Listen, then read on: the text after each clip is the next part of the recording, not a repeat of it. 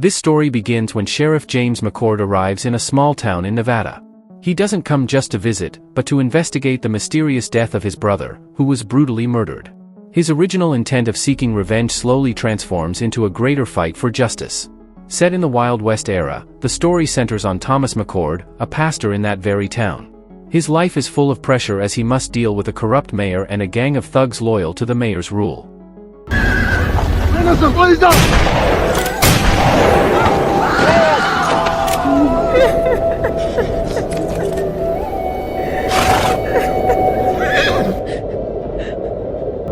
The church is the only place where Thomas feels safe. That's where he often writes letters to his brother, James, who lives far away and has long considered Thomas a coward for refusing to go to war. 3 years have passed since the Civil War ended, but the tension and scars of the past still linger.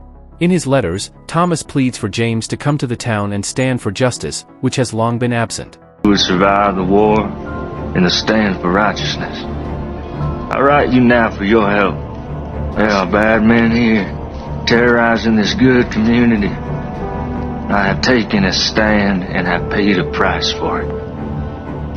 While writing a letter one day, Thomas is visited by Ginny, a prostitute wanting to leave her old life behind. But her wish isn't so simple, as Rebbe, one of the mayor's henchmen, forbids her to leave.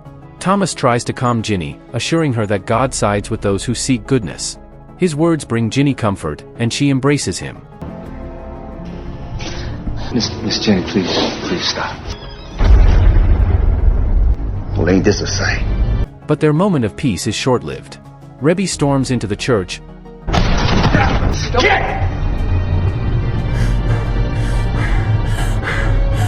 You messed up, preacher.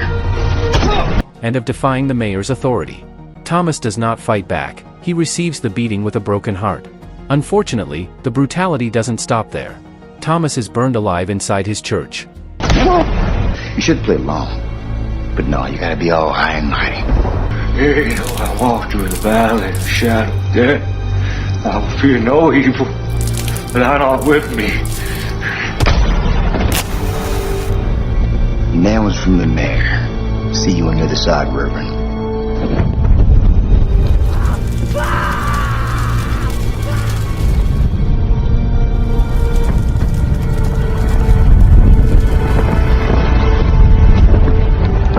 From a distance, Mayor Pierce watches the flames with a satisfied smile, as if sending a message, anyone who defies him will meet the same fate. A few days after the tragedy, a lone rider crosses the Nevada desert. It is James McCord, and his mind is set to demand justice for his brother's death. Help me! Strap him up! Upon arriving in town, James witnesses a group of thugs preparing to whip a black citizen. Calmly, he reminds them that the Civil War was fought over racial issues, and the racists lost. Yourself? Crime of niggerdom. Ain't you heard? War's over. The thugs ignore him, claiming the war will truly end only when they say so. Without hesitation, James draws both pistols and shoots the hat off one of them. The war's over when I say it's over. My counsel to you is that you get back up on that horse of yours before I strap you to this here pole. That's enough to make the gang back off and release the captive. Untie the nigger. What's your name, son? Abraham, sir. You going home, Abraham. Thank you, sir. My name is James McCord. Are you gonna have a problem? No, Marshal. James introduces himself as James McCord, former soldier and the new sheriff, and, most importantly, Thomas's brother. At the bar, James again asserts his authority. A group of drunks harass him over his hat. With icy calm, he lifts his pistol and asks if they're willing to die over something so petty. Dead. I want it. I'm sure you can get one for yourself. I want that one. Not gonna happen.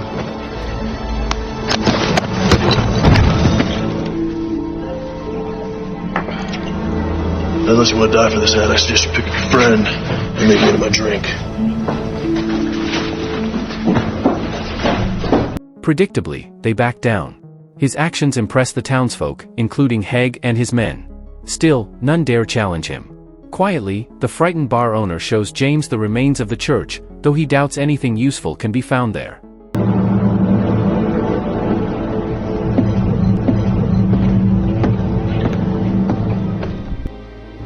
brother rode into town. And is a marshal. He's a U.S. Marshal.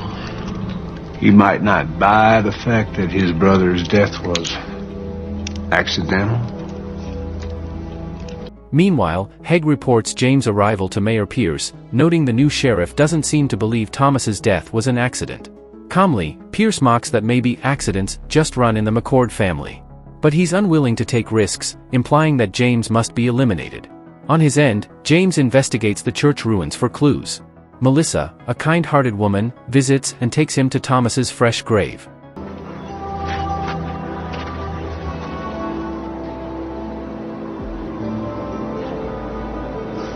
I'm so sorry, little brother. I should have come sooner. There, James vows to avenge his brother and carry on his fight to free the town from corruption. Thomas fought with words, James chooses weapons. Touched by James's resolve, There are bad men here, terrorizing this good community. I have taken a stand and have paid a price for I it. beseech you, come quickly. Help drive this evil away. Your brother, Thomas. You know how my brother died? There are bad men in this town, and he did stand up against them. I will find out what happened to my brother. If there was foul play, someone will pay for it. Melissa offers her home as a refuge. She also reveals the town's dark past. Before the Civil War, Pierce built his power by smuggling slaves.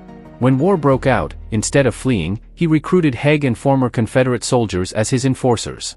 With them, Pierce rose to power as mayor and resumed his dirty business. Melissa gives James Thomas's belongings, a wedding ring, their mother's necklace, a childhood photo, and a diary she hadn't known existed. After the fire, I found it in the embers. My mother, a long time ago. Reading Thomas's diary, James uncovers a crucial detail. Pierce is using an old mine to smuggle weapons.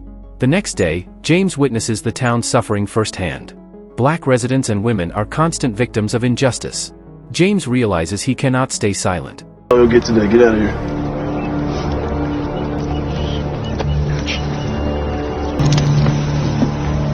That's enough, boys. Let's not do this again. Let's put it down gently and back away.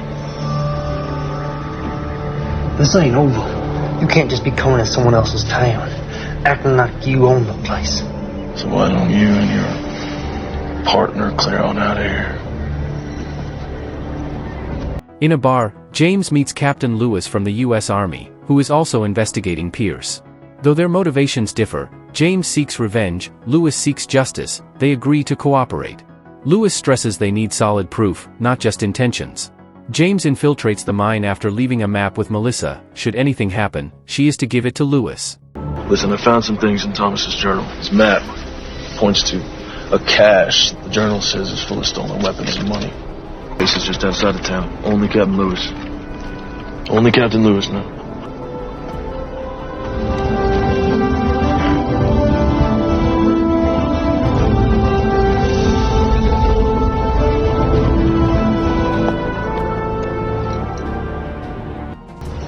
This McCord character, now he can't be allowed to interfere with my business. So what you want to do about it? Put some men on him, not those two idiots. See what he's up to. I'll handle it. Inside, James finds stolen weapons and gold. When thugs arrive, he hides, but is eventually forced to fight. Let's check it out.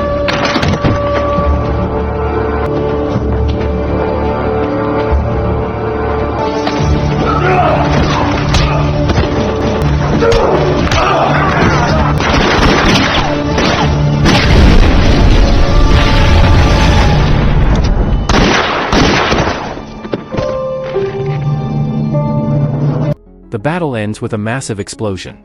Meanwhile, Pierce learns an allied mayor is arriving with troops, planning to rekindle the Civil War, something Pierce secretly longs for. However, he's told James was seen heading north. Some believe the sheriff has fled, but Haig suspects otherwise and demands more money for the risky job. Enraged, Pierce threatens Haig with a pistol under the table, warning him not to bite the hand that feeds. You're not an intelligent man. In fact, you're stupid. You are a stupid man. Yeah, I hear you. See, this ain't your town, son. You cannot offer me anything I cannot buy 100 times over. You understand? Dare presume to bite the hand that feeds you, lest you find yourself dying of starvation. Savvy? After the tension settles, he orders James to be eliminated, making it look like an accident. James returns to Melissa and reveals the evidence from the mine, explosives, weapons, and proof that Pierce is planning something big. Now he knows it's not just about revenge, it's about preventing another war. He shares the information with Lewis, who confirms it's valuable, but still insists they need a direct link between Pierce and the crimes. At the same time, Haig hears the mine has been compromised. Furious, he shoots one of his own men as a warning.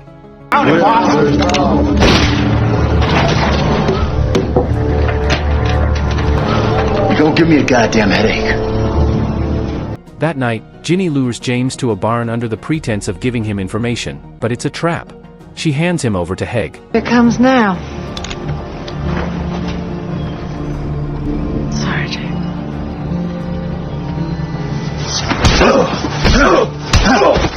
You gonna leave this town? On the horse or in a maple box that makes them never mind to me? Pick him up. Though Haig wants to kill him, orders demand James be given one last chance, leave town or die. James refuses and is brutally beaten as a warning.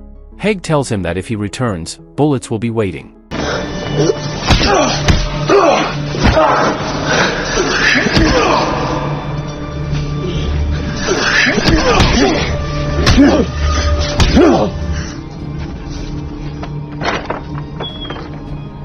Bloodied and broken, James returns to Melissa's house and is nursed back to health.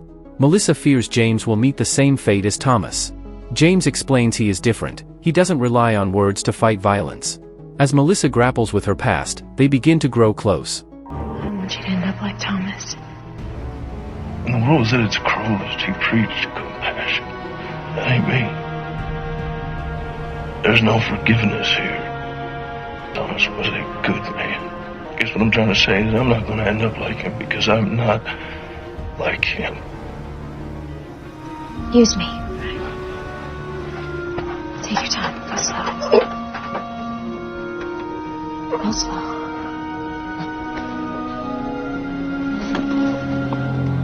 When Pierce hears about the gunfight at the mine, he doesn't know James was behind it. He appoints Haig as the new sheriff and promises him a top security post under the future Western Regional President.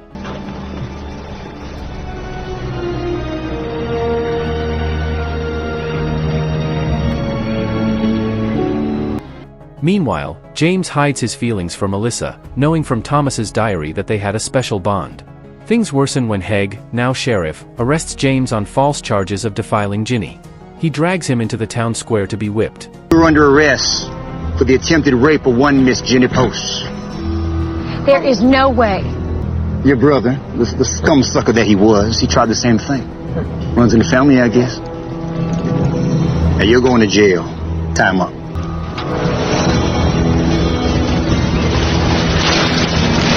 Ain't this ironic? You want to save a nigger, then you get to take his place. I'm a U.S. Marshal. You will catch hell for this.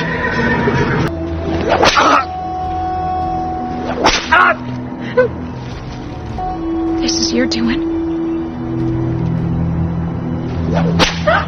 The townsfolk watch in silence, including a devastated Melissa. Pierce enjoys the spectacle, claiming he's protecting the town's women, and begins courting Melissa as a future bride. Racked with guilt, Ginny tries to flee town but is caught and beaten by Haig. In despair, Melissa vows to do anything to save James, even submit to Pierce. But James is thrown into jail and sentenced to death. Melissa pleads with her father, Mr. Collins, who rallies the townsfolk and gathers them at the church ruins. There, Melissa delivers a moving speech, regretting their silence during Thomas's murder and calling on them to redeem themselves by saving his brother and freeing the town. I'm not gonna be a slave again. I moved out west with my boy to start a new life as free men. It ain't been easy, but it's damn sure better than it was. Count me in. Thank you, Benjamin. It's time we take a stand. Let's get those sons of bitches. The people rise. With their help, Colin storms the jail. James subdues the guards, but the key is held only by Heg.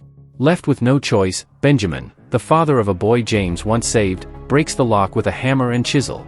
Once freed, James and his rescuers are attacked by Pierce's thugs. How many you got out there? 2, 3, maybe 4.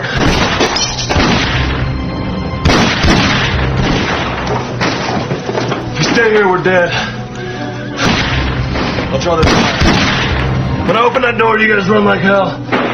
Unload everything you got.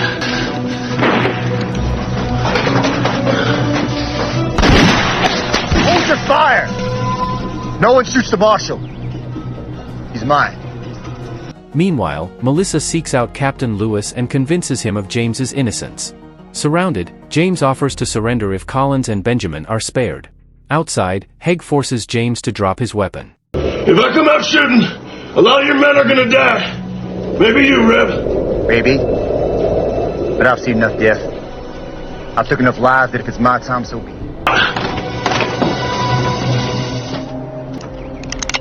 Undo your belt strap, drop it to the floor. Your rifle.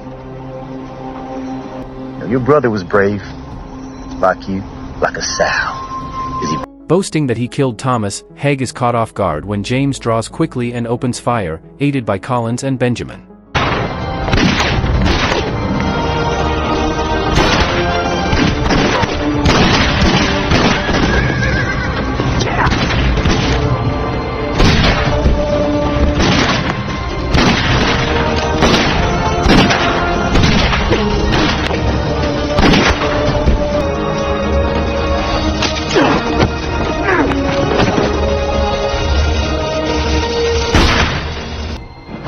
When James is nearly overpowered, Benjamin saves him, but is fatally shot and dies in James's arms. Soon, Captain Lewis and his troops arrive, forcing the thugs to surrender.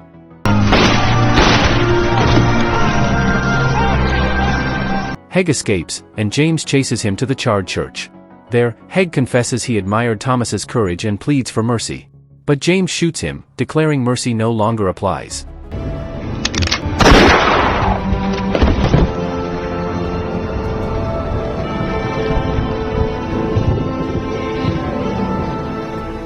As Heg crawls, a fallen church cross impales him, divine justice fulfilled. And we will rid the town of this evil.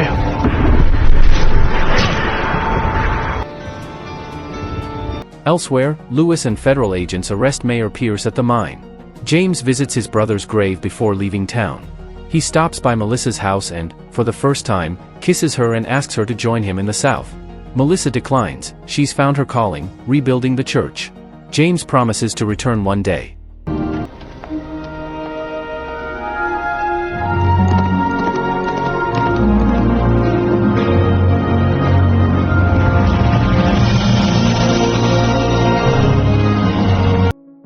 If you enjoyed this video, don't be shy, hit the like button, and if you disliked it, hit the dislike button twice just to be sure. You should watch the full movie. Thank you very much for watching.